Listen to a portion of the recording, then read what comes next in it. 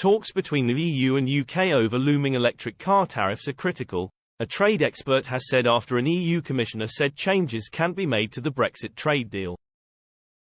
The European Union has snubbed calls for the Brexit trade deal to be altered over warnings that looming tariffs on electric vehicles will put jobs and exports at risk. Under the deal, 10% tariffs on electric car exports are due to come into force in January, although EU leaders are under mounting pressure to suspend the duty. Thierry Breton, European Commissioner for the Internal Market, has insisted that the deal cannot be altered.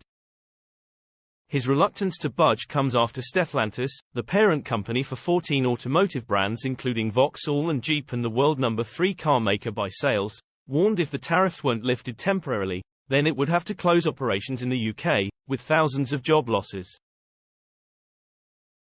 The European Automobile Manufacturers Association, ACEA, which represents 14 major car, truck, van and bus makers, has also warned billions of euros in exports to Britain would be risked if the deal isn't reconsidered.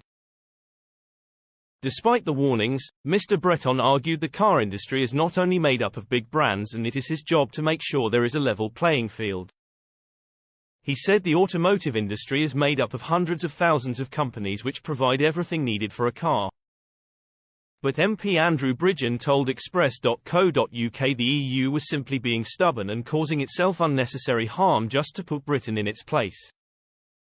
He said, "Anything can be renegotiated if there is the will to do so.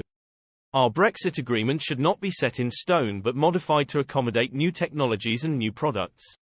It appears that some in the EU want to play hardball to punish the UK for leaving even if this damages the EU in the process."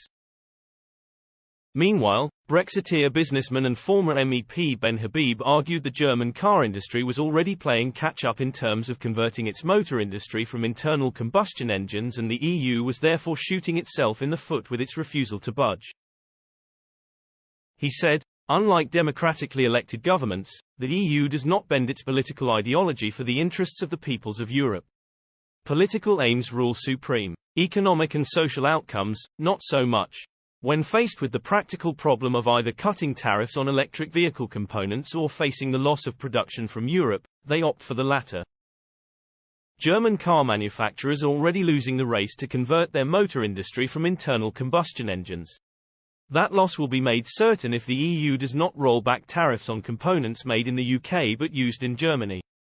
The added cost of producing the vehicles would render them uncompetitive compared to China.